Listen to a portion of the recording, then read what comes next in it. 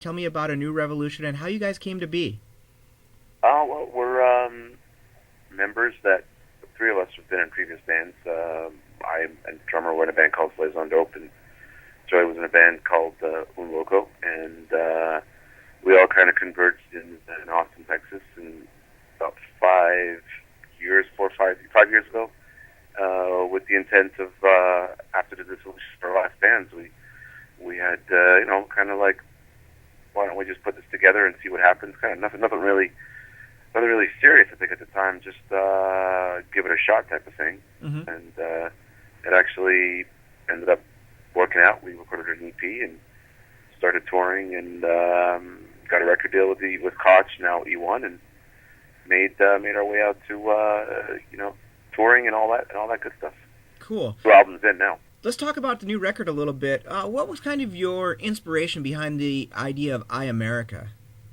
Well, I America was originally a little bit of a play on words with the whole iPhone and technology, but the reality of it is it's kind of spawned by the whole we're living in a me first society right now. Oh, gotcha. And whatever happens to we the people, it's kind of everybody's asking the question, what about me, and what about my health care, what about my economy, and what about my job? So it's a lot of people are pretty upset and angry, and it's kind of just a reflection of that in a way.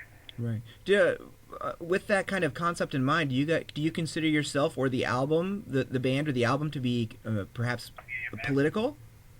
No, actually, I think it's I think whatever side of and it's not even to be PC about it. I really think that whatever side of the fence you're on, you're kind of angry at somebody, and we're America's more divided than ever.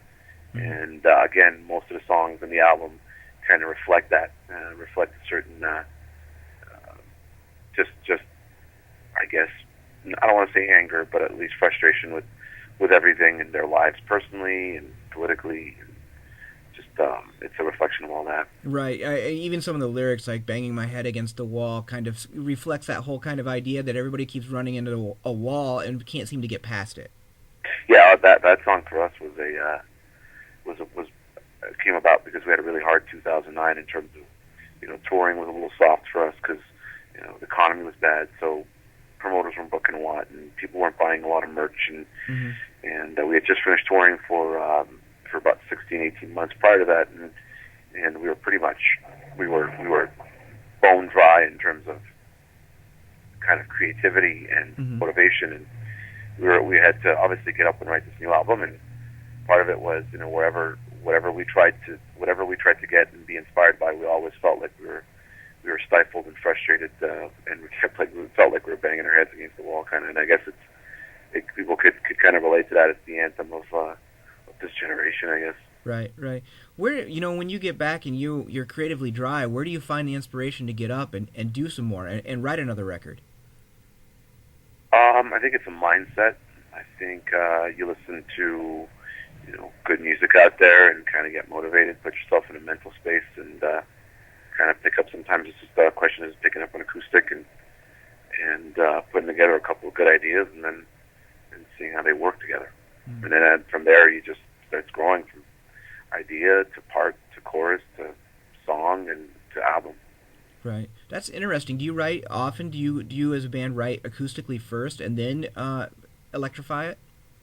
A lot of it is a lot of the riffs that I'll come up with are done on the acoustic, and then I'll just roll with it with like the band and introduce it, and then we'll kind of electrify it. Yeah, we'll bring it to life. Right. Now, Frank, do you primarily write most of the music, or is it a kind of a collaboration process? The collaboration, but I'd say like Joey's big on the lyrics, and sometimes I'll just come in with a line or two. Like for Ashes from Stone, I had this idea where I keep running away, but I still find my way back home, and that was kind of the nucleus of the song. That's what gave birth to that song. For example, in Take Me Over, Mm-hmm. I had that lyric line, I'm waiting for the night. How does it go again? I forget it off the top of my head, but the chorus line,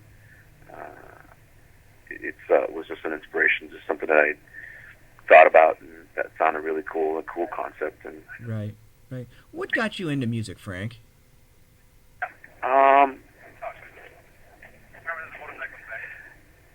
I guess friends in high school, Mm-hmm. just basically jamming, kind of for the inspiration of being kind of having an outlet.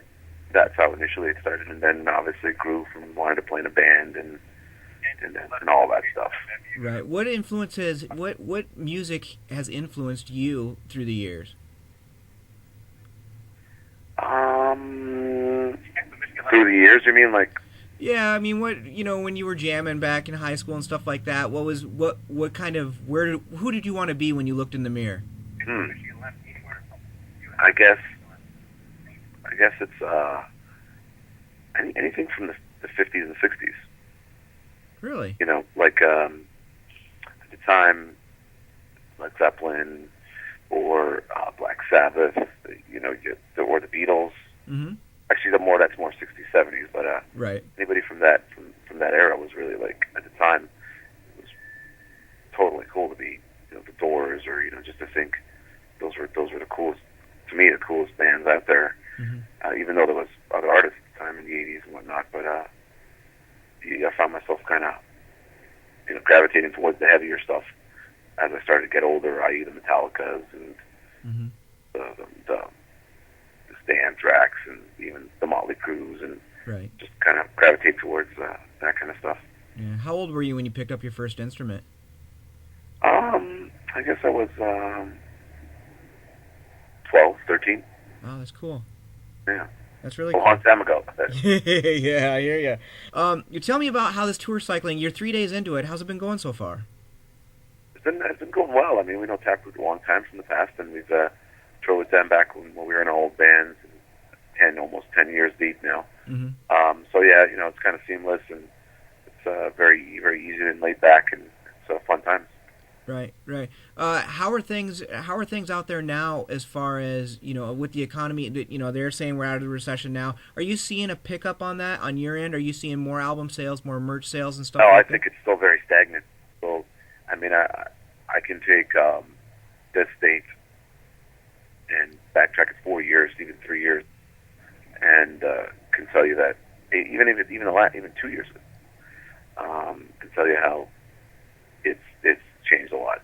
Mm-hmm. There's a big difference, like an almost split in half in terms of attendances and sales and stuff. It's really tough out there. Well, what are you guys seeing as far as album sales? Is it more digital downloads for you guys, or are you guys seeing more physical purchase of the CDs now? I really think it's suffering everywhere. Mm-hmm. But I haven't really seen. Digital seems to be, to a certain degree, easier to somebody to purchase. So I think that's always going to have it's always going to be there. Mm-hmm. Physical, where the worry is it when? Is it a matter of time? Is it when? When does that become no longer? I mean, I still think a lot of people want to have the CD in hand.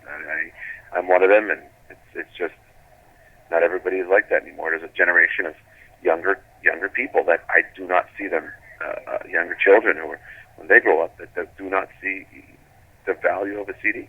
I don't Right. see them thinking or caring about it or even knowing what a CD is.